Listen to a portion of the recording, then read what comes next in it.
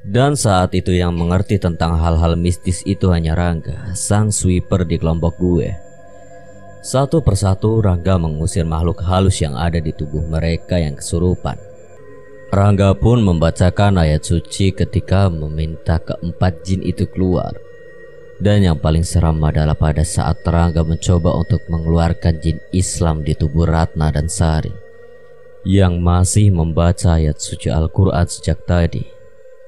Ketika Rangga membaca ayat suci, Ratna dan Sari pun menjawab secara bersamaan, Allahu la ilaha illallah, seakan mengikuti suara Rangga. Kalau cuman baca ayat kursi mah, saya juga bisa, Mas. Jawab Ratna dan Sari bersamaan, tapi suara mereka seperti seorang kakek-kakek. Rangga dibuat kaget mendengar hal tersebut. Assalamualaikum warahmatullahi wabarakatuh. Kembali lagi di channel Portal Dimensi dan tentunya masih bersama saya Kang Slamet di sini. Kali ini Kang Slamet akan menceritakan sebuah kisah mistis pendakian yang berjudul Teror di Malam Pelantikan. Cerita ini ditulis di Twitter oleh Treat Mountain. Kalian bisa langsung follow saja Twitternya di @treatmountain. Kali ini gue mau bawain cerita dari sobat karib gue sendiri. Nantinya cerita ini gue bagi ke dalam dua sudut pandang berbeda. Semua kejadian yang ada di cerita ini nyata, hanya nama yang disamarkan untuk menjaga privasi dari narasumber. Sebelum kita masuk ke ceritanya, buat kalian yang belum subscribe channel ini, tekan tombol subscribe-nya terlebih dahulu. Dan tekan tombol notifikasinya agar kalian tidak ketinggalan cerita terbaru dari Portal Dimensi. Gak usah berlama-lama lagi, langsung saja kita masuk ceritanya. Teror di Malam Pelantikan.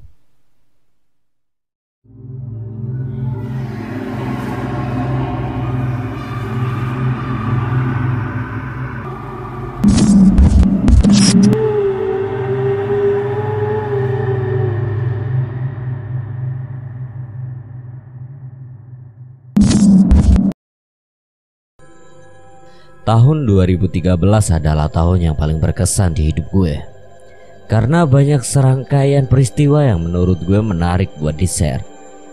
Salah satunya kejadian di malam pelantikan anggota Paskibraka, salah satu SMA negeri favorit di Bogor yang diselenggarakan di Gunung Salak. Dan kebetulan juga itu pertama kalinya gue mulai masuk di kalangan dunia pendakian. Bulan Juli tahun 2013 gue berencana naik ke Gunung Salak bersama kakak gue, sebut aja Boy dan geng. Sekaligus ada acara pelantikan Paskibra salah satu SMA di Bogor. Kebetulan kakak gue itu jadi panitia karena dia memang alumni Paskibraka dari SMA tersebut.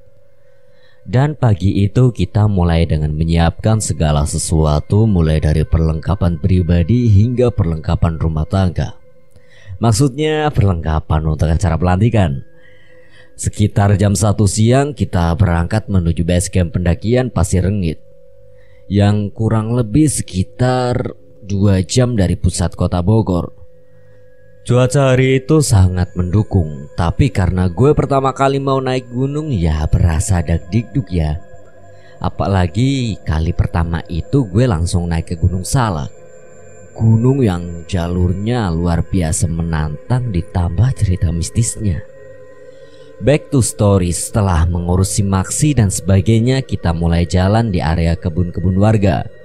Dan perasaan gue saat itu ya seneng, karena baru pertama kali langsung disuguhi pemandangan yang amat luar biasa indahnya. Perjalanan dibagi dalam 8 kelompok dan kelompok gue berada di kelompok pertama. Karena mayoritas perempuan. Leader tim gue yaitu kakak gue sendiri, Boy. Anggota ada 4 orang, ada gue, Reza, Vita, Yeni, Robi, dan Rangga sebagai sweeper, tapi dia gak suka mencuri. Jalan yang awalnya menyenangkan berubah drastis dikala kita menghadapi jalur yang kian sempit dan luar biasa licin. Padahal posisi lagi nggak hujan sama sekali. Singkat cerita, sampailah kita di Kawah Mati. Di situ istirahat sebentar, foto-foto, sebat, dan lanjut jalan lagi.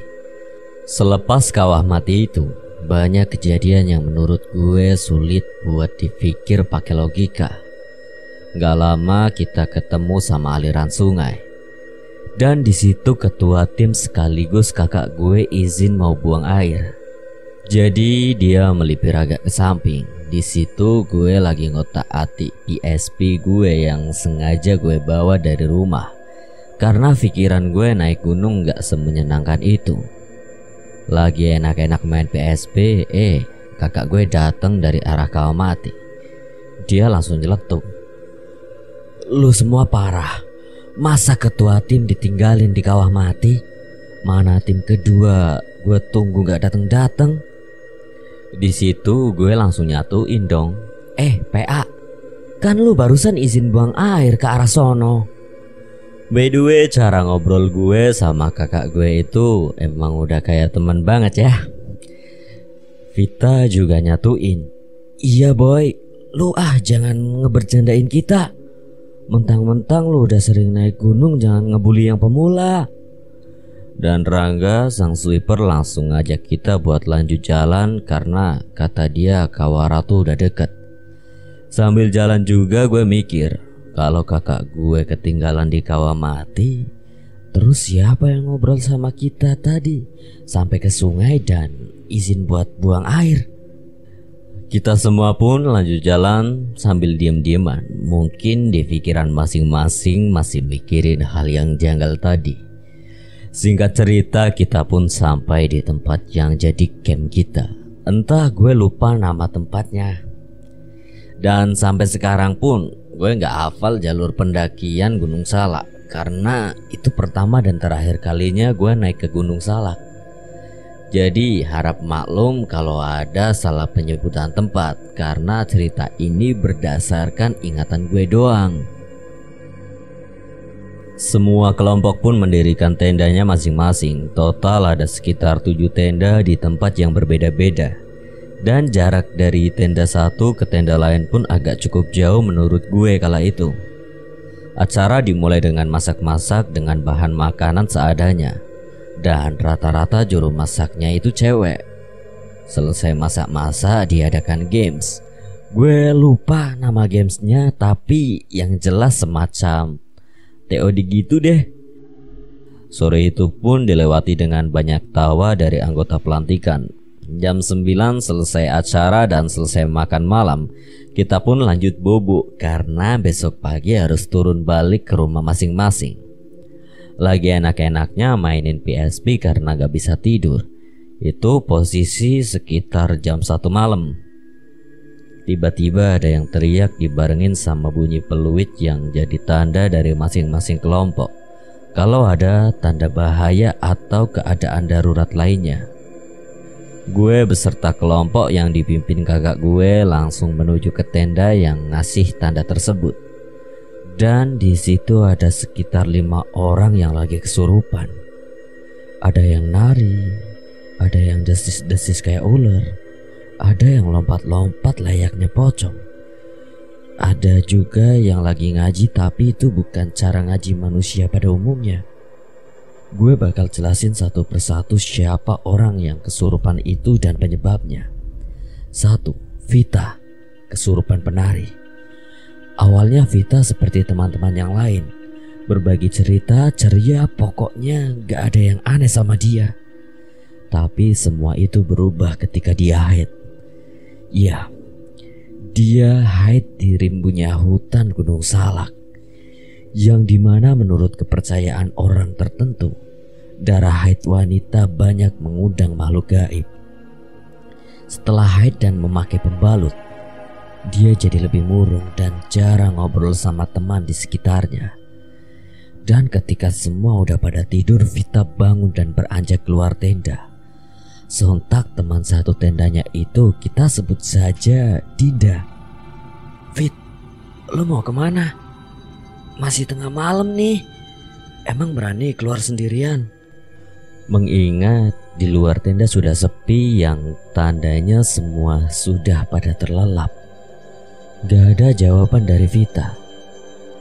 Akhirnya dengan sedikit takut Dinda mencoba mengikuti Vita untuk mengetahui apa yang dia mau lakukan. Begitu Dinda keluar tenda, dia melihat Vita berjalan mengelilingi tenda. Fit, ngapain sih lu? Dinda masih berpikir positif. Dia mencoba berpikir kalau Vita hanya ngigo tidur sambil berjalan. Pikiran positif itu pun hilang seketika ketika Vita sudah mengelilingi tenda sebanyak 1 putaran dan dia mulai menari layaknya sinden yang sedang di atas panggung pertunjukan. Melihat itu, Dinda langsung lari ke dalam tenda dan membangunkan teman-teman lain yang sedang enak-enak tidurnya. 2. Intan, kesurupan ular. Tidak ada yang tahu kapan Intan keluar tenda dan gak ada yang menyadari bahwa salah satu teman satu kelompok mereka sudah agak jauh meninggalkan tenda. Jam 12 lebih Adam kebelet buang hajat. Dia dilema antara keluar tenda atau tetap di dalam tenda dengan dia menahan sakit perutnya itu. Dengan terpaksa dia membangunkan salah satu teman dekatnya yang bernama Eki. Ki. Lama tak ada respon. Eki masih kelihatan nyenyak dalam tidurnya. Karena sudah tidak tahan dengan perutnya yang agak bermasalah itu, akhirnya dia menggoyangkan tubuh Eki lebih keras. Akhirnya Eki bangun. Apaan sih lah? Gua ngantuk banget nih, ganggu aja lu Dam. Antar gue boker Ki. Asli, udah di ujung banget ini. Gue takut keluar tenda sendirian. Ntar kalau gue diculik sama penunggu sini, siapa yang mau bayarin makan di kantin Bu Yusi? Eki pun terpaksa bangun meski dalam hatinya ia pun merasa takut buat keluar tenda. Tapi dia segera menepis ketakutan itu karena dia gak sendirian. Ayo deh buruan. Lagi mau boker aja ribet banget sampai ganggu orang tidur. Begitu aja ngambek.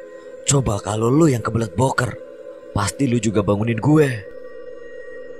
Jalanlah mereka berdua agak melipir ke samping tenda. Setelah menemukan spot yang nyaman dan aman, akhirnya Adam menuntaskan hajatnya itu. Eki berdiri tak jauh dari Adam. Ki, awas lu jangan tinggalin gue. Buruan, gue ngantuk nih, jawab Eki. Selesai menuntaskan hajatnya, mereka berdua pun berjalan menuju tenda. Ketika baru saja berjalan, ada bunyi gesrak-gesruk dari samping mereka. Adam dan Eki pun saling pandang. Niat mau kabur tapi hati penasaran. Dan rasa takut itu kalah sama rasa penasaran kedua lelaki itu. Adam mengarahkan senter HP-nya ke arah semak-semak tersebut. Dan Eki dengan sikap waspada memegangi sepatu gunungnya, takut kalau itu adalah binatang. Ketika senter yang diarahkan Adam tepat di sasarannya, mereka sangat kaget. Karena yang mereka lihat adalah Intan yang sedang melata di semak-semak seperti seekor ular dengan mulut yang berdesis. Adam dan Eki terdiam beberapa saat seolah mereka tak percaya bahwa yang mereka lihat adalah teman mereka yang kemasukan jin seperti ular. Ketika Adam menengok ke arah Eki dengan niat bertanya harus apakah mereka selanjutnya. Setelah melihat pemandangan kurang sedap itu, ternyata Eki sudah lari duluan ke arah tenda dan meninggalkan Adam. Woi, kampret, lu malah ninggalin gue. Adam kesal dengan sikap Eki yang seenaknya meninggalkan dirinya. Mereka berdua mencoba untuk tidur karena saat itu mereka panik dan sangat takut. Jadi tidak ada pikiran untuk membangunkan teman yang lain. Ketika mereka sedang sibuk-sibuknya berusaha untuk tidur, samar-samar mereka mendengar suara desisan dari luar tenda. Adam dan Eki meringkuk ketakutan, tapi untungnya ada seorang panitia yang mendengar desisan itu dan segera membangunkan teman yang lain. Ketika semua keluar tenda termasuk Adam dan Eki, mereka dibuat kaget dengan Intan sedang melata seperti seekor ular yang berusaha untuk memanjat pohon. 3. Indah, kesurupan pocong. Sudah sejak pertama kali sampai di tempat mendirikan tenda ini, Indah sangat murung. Berbanding terbalik dengan dirinya yang sebelum sampai tempat ini masih selalu iseng terhadap teman dekatnya Dini. Dini pun bertanya kepada Indah. Dah, lu gak apa-apa kan? Ada yang sakit? Atau lu lihat sesuatu? Dini tahu sahabatnya itu bisa merasakan bahkan melihat makhluk-makhluk tak kasat mata, atau lebih sering disebut indigo. Dari tadi pas sampai sini, dada gue sesek, Din. Indah menjawab dengan suara yang sangat lemas. Dini pun melapor kepada seorang laki-laki yang bertugas sebagai leader di kelompok tersebut. Akhirnya setelah diberi obat, Indah pun mulai tertidur dan nafasnya sudah nggak sesak seperti tadi. Tapi entah kenapa Dini jadi tidak enak hati. Akhirnya dia baca ayat-ayat suci Al-Quran yang dia hafal sebisanya. Dan tepat ketika tengah malam, Dini yang saat itu sulit tidur melihat Indah melompat keluar tenda dan membuat tenda itu bolong di bagian atas. Dini pun kaget, dia langsung membangunkan teman yang lain. Mereka semua keluar tenda dan melihat Indah melompat-lompat layaknya pocong dan jarak lompatan itu cukup jauh. Sekitar kurang lebih 5 meter sekali melompat. 4. Ratna dan Sari, kesurupan jin Islam. Ketika semua sedang asyik meraih mimpi masing-masing, Indra sang leader kelompok mendengar suara orang yang lagi membaca ayat suci Al-Quran. Dia pun duduk dan menuju ke tenda kelompoknya untuk memastikan bahwa dia tidak salah dengar. Tenda panitia dan anggota kelompok berbeda. Segera Indra membuka tenda kelompok dan ia melihat Ratna dan Sari sedang duduk berhadapan dan mengaji dengan sangat-sangat fasih. Tapi dia baru kali ini mendengar orang mengaji dengan cara berbeda seperti orang mengaji pada umumnya.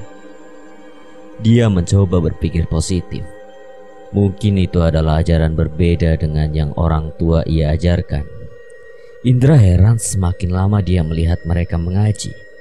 Mereka berdua lebih meningkatkan volume dan kecepatan suara mereka. Indra yang belum pernah berhadapan dengan hal-hal yang berbau mistis segera mengingatkan Ratna dan Sari untuk lebih pelan mengajinya karena takut mengganggu teman yang lain. Ia malah dapat respon dengan mendengar lebih keras dan cepat suara mengaji dua orang itu yang memang sudah di luar logika. Indra pun geram, dia agak membentak mereka berdua dan mereka menoleh dengan tatapan sinis. Tapi setelahnya tersenyum, Indra pun dibuat merinding. Akhirnya gue pun sampai di area di mana semua anggota dan panitia berkumpul, termasuk dengan mereka berlima yang kesurupan. Dan saat itu yang mengerti tentang hal-hal mistis itu hanya Rangga, sang sweeper di kelompok gue. Satu persatu Rangga mengusir makhluk halus yang ada di tubuh mereka yang kesurupan. Seperti layaknya seorang ustadz yang mengusir makhluk halus di tubuh seseorang. Rangga pun membacakan ayat suci ketika meminta keempat jin itu keluar. Dan yang paling seram adalah pada saat Rangga mencoba untuk mengeluarkan jin Islam di tubuh Ratna dan Sari yang masih membaca ayat suci Al-Quran sejak tadi. Ketika Rangga membaca ayat suci, Ratna dan Sari pun menjawab secara bersamaan, Allahu la ilaha illa, seakan mengikuti suara Rangga. Kalau cuman baca ayat kursi mah, saya juga bisa, Mas. Jawab Ratna dan Sari bersamaan, tapi suara mereka seperti seorang kakek-kakek. Rangga dibuat kaget mendengar hal tersebut. Dan memang menurut pengakuan Rangga pun dia baru kali ini menghadapi jin seperti ini, terlebih ini di gunung. Rangga pun menyerah. Akhirnya para ketua kelompok membuat kesepakatan harus ada yang turun untuk melapor pada petugas yang ada di base camp bahwa ada keadaan darurat di tempat kami camp. Itulah jalan satu-satunya karena HT yang dipegang masing-masing ketua kelompok tiba-tiba tidak berfungsi. Akhirnya ada 4 orang yang turun untuk melapor kepada petugas base camp. Subuh pun tiba. Kami semua yang beragama muslim melaksanakan sholat. Tidak terkecuali Ratna dan Sari yang masih dikendalikan jin Islam tersebut.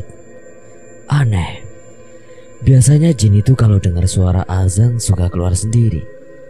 Itu yang masih gue pikir sampai saat ini. Langit pun sudah terang dan yang ditunggu-tunggu akhirnya pun datang. Petugas base camp beserta rombongan dan ada salah satu warga setempat ikut turut membantu kami. Menurut warga yang membantu mengeluarkan jin Islam tersebut, Ratna dan Sari itu sering berkata tidak pantas. Jadi ia banyak diperhatikan oleh penghuni tempat ini. Pagi itu pun para panitia memutuskan untuk membubarkan acara karena suasana sudah tidak memungkinkan untuk dilanjutkannya acara ini. Inilah akhir dari cerita ini. Mohon maaf apabila ada salah penulisan kata dan salah pengucapan dari gue. Terima kasih buat Treat Mountain yang telah mengizinkan membawakan ceritanya. Dan saya memohon maaf sebesar-besarnya apabila ada kesalahan juga.